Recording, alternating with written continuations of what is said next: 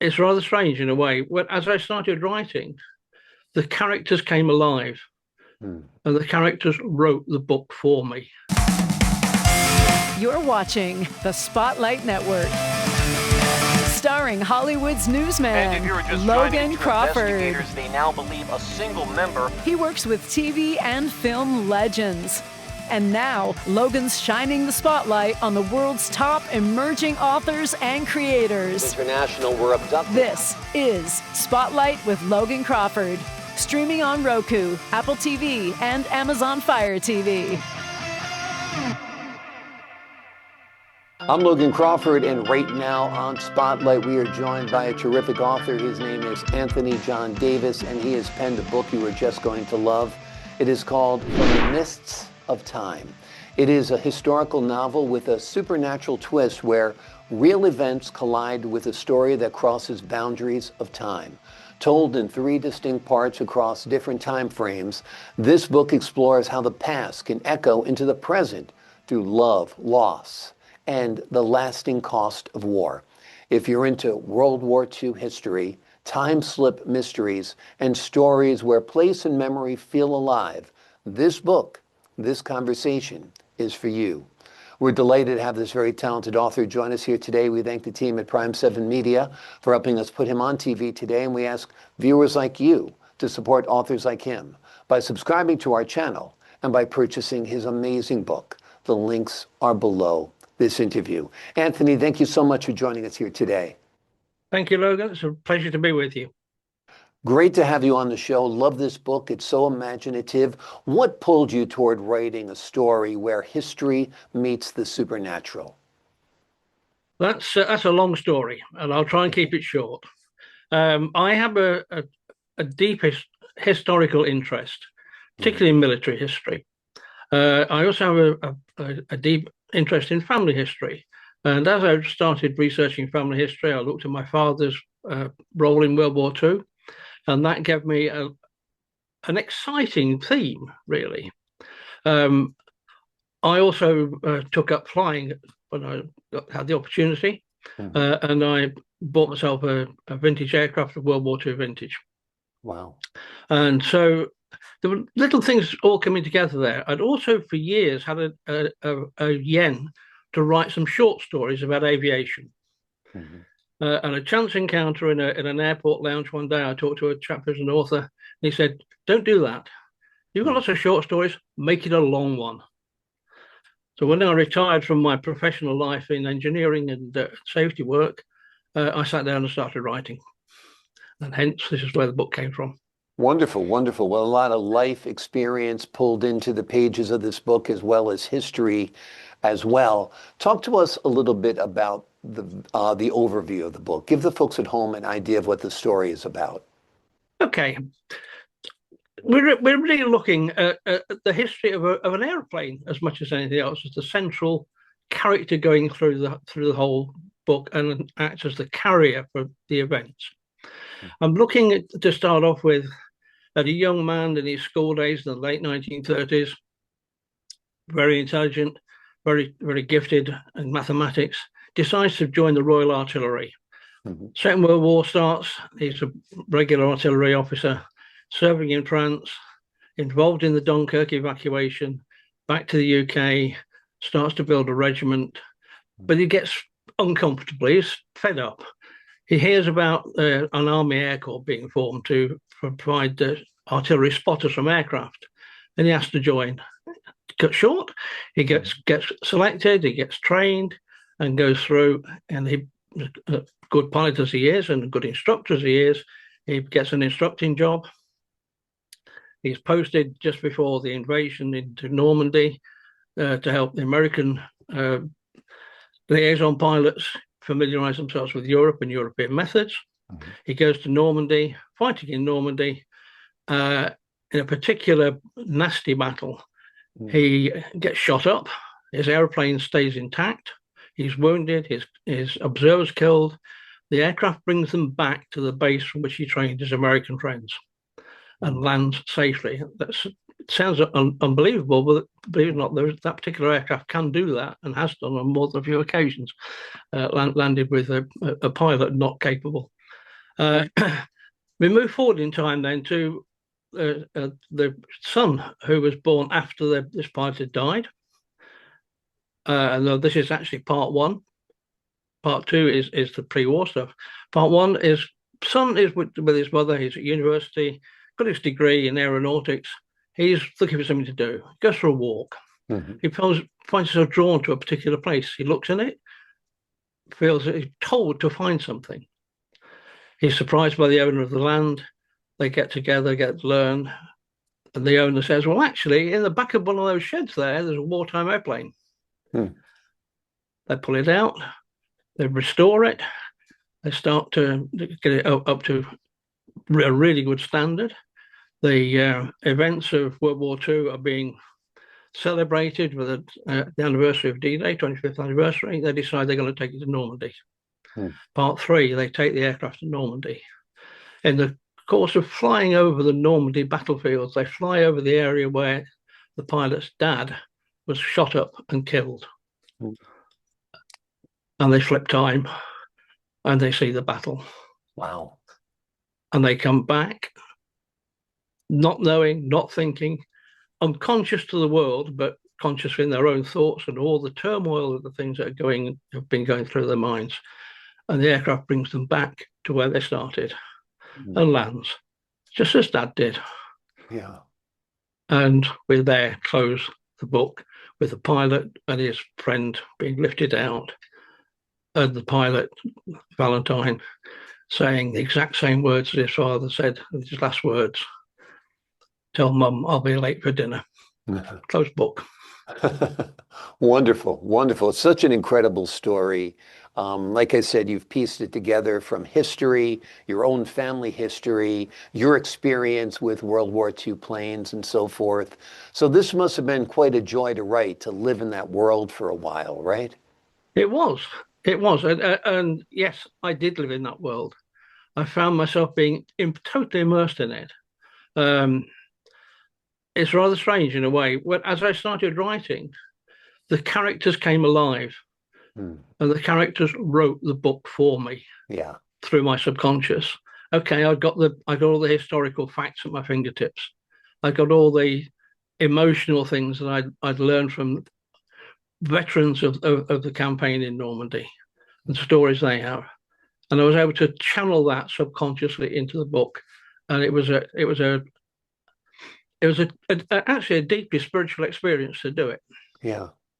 Yeah, it's almost like method acting when you are writing, that you're actually stepping into a character and living a life through that person's mind, body, eyes, and soul, where, like you said, they start directing you. This is what they would do. This is what they would say.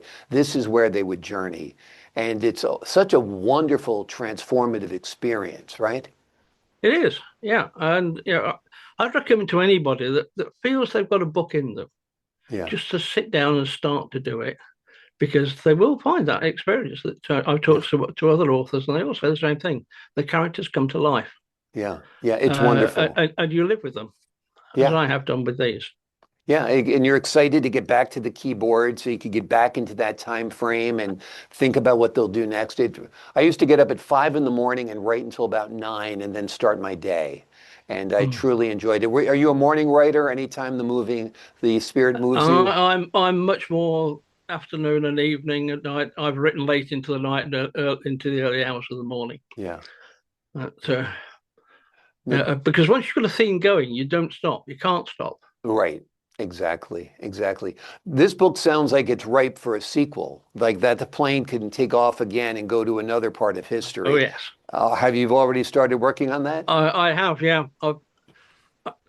With a colleague of mine, we used to participate in a competition in the UK called the Dawn to Dusk competition. We selected a theme of a story.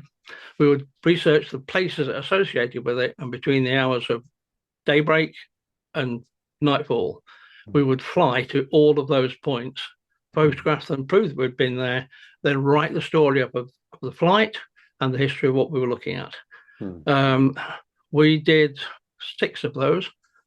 4 of them definitely will allow me to write historical novels using the vehicle of that little aeroplane as the central guiding theme all the way through it. Wonderful. So I'm looking forward to doing that. In fact, at the moment I'm waiting for the Army Air Corps to come back to me so that I can go and interview some of the guys that were involved in the 1960s in training their observation pilots. Yeah. Flying in a World War II era aircraft is both exhilarating, challenging, and sometimes scary because you're in an old aircraft. So talk to us about flying one of those and how you got into that. It goes back a long time. But I think I was 8. My grandfather took me to see the film Reach for the Sky, the story of Douglas Bader. And that just lit me up. It lit a fuse in me, and all I wanted to do was to become a pilot. I wanted to become an RAF pilot. And time went on, went through school, got the grades, went for an interview for the RAF, and they said to me, "Oh, by the way, do you have hay fever?" "Yes, sir." "In that case, sorry, you're not flying." I was devastated. Yeah. So I just carried on. I said, "Okay, I'm not going to join the RAF. I'll go into engineering instead." Time went by. A friend of mine said to me, "Come on, I've got a light aircraft up in the northeast. Come for a flight with me," which I did. Totally hooked on flying, and I became a flying instructor in the end and a flying examiner. Wow. And I've said to many students, first time they've got in an airplane with me, be careful. I've never taken hard drugs, but I'm told that flying is like taking heroin. You either kick it or you're hooked. No in between. And I was hooked. The first time I flew an airplane, I was hooked. The opportunity came up. I was looking for an aircraft to buy for myself. Wasn't sure what to get. With my sense of history, I spotted this World War II airplane that was for sale. Little air observation post aircraft, 130 horsepower engine, single engine. And I got the chance to buy it at a reasonable price. I've been flying ordinary Cessnas and Pipers and the like. So I had to learn a new way of flying to handle these aircraft. Which thankfully I did quite quickly. I seem to have that natural ability, and I'm happy that I have got that, and I've been able to teach it to other people. But yes, you have to be careful. They are old. You've got to think in terms of different ways in which they can bite you. If you don't handle them properly, they will bite. And you're liable to end up in the farm and end of story. But equally, so this is an aircraft. They're so stable, because they need to be for an artillery spotter. They're so stable that when they're set up properly, even with the engine quits, they'll glide down. They get into the ground effect, and the nose of the aircraft comes up, and they just settle down on 2 wheels and rumble. They bounce a bit, but they will land, thankfully. But but flying them is a dream. It really is. It's something that I can't totally explain. But again, there's a sense of this time shift happens. Flying that aircraft, when I flew over Normandy myself, I was able to visualize those battles. I could see where the armored thrusts were. I could see where infantry were. The whole thing unfolded in front of me. I couldn't have done that with a modern airplane. Exactly. Couldn't have done it with a modern airplane. I've been up in biplanes, and it's quite an exhilarating experience. Oh yes. And one of those biplanes, literally a week or 2 after I went up in it, came down when the engine died. But they're very difficult, I understand, to glide because of the double wings make them heavy. But the pilot put it down safely, fortunately, and the plane was still intact, and he was intact. So it's a matter of know-how. It's a matter of know-how. It's a matter of know-how and feel. They're saying you fly through the seat of your pants, and you do. Absolutely. You feel what's going on. Do you envision this book becoming a film? Would you love to see it on the big screen? I would love to see it on the screen. I really would. And I'm not being big-headed about it. I think it has got the legs to be able to do that. I can see a producer weaving the human elements in more, bring out the love story bits that I've kept toned down. I kept the human elements low, and I kept trying to get them as a balance to the technical and the historical. But I think in film we could bring those human interactions out more. Yeah. You know, the love affair between Alex and his then wife, to become wife, Jane, and her sense of grief and the birth of Valentine. All of those things could come out really well, I think, on screen. And the same with Valentine's own love affair with the local innkeeper's daughter, bringing that out. That would work really well. I think it'd be great. I think you should send a copy to Steven Spielberg. In fact, Steven Spielberg, if you're listening, here is a great historical work of fiction that's rooted in reality, that has twists of the supernatural. That would be a terrific film. The name of the book is From the Mists of Time. It blends meticulously researched World War II history with a supernatural time-crossing twist, building toward a story about memory, sacrifice, and the echoes of war across generations. Anthony, thank you so much for joining me here today. Thank you, Logan. I really appreciate this. I appreciate your time, your insight, and the wonderful work you've done on this book, and we're looking forward to your forthcoming books as well. To the folks at home, I'm Logan Crawford, thanking you for your time this time. Until next time.